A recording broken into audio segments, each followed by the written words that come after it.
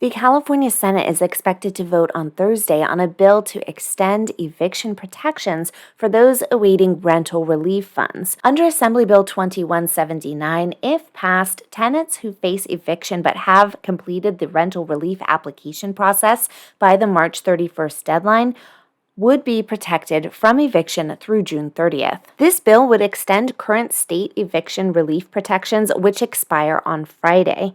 The Assembly passed the bill in a 60-0 vote, and a vote is expected on the Senate floor this Thursday.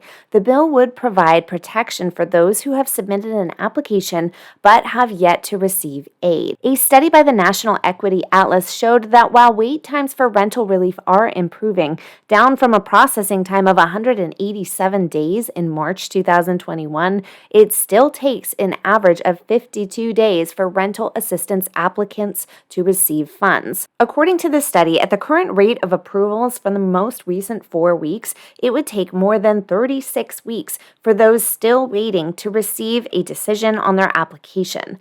The state has committed to paying all eligible claims placed between April 2021 and March 31st, 2022, despite the fact that the requested funds far exceeds the initial $5.6 billion allocated towards the state's program.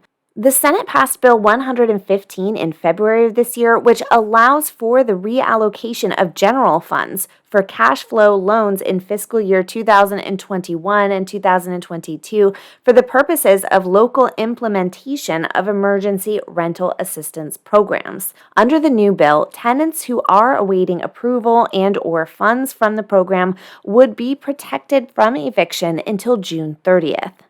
Governor Newsom is expected to sign the bill immediately if it passes in the Senate. Both local and state protections, however, are only applicable to those who apply by the March 31st deadline for rental relief or have a pending application.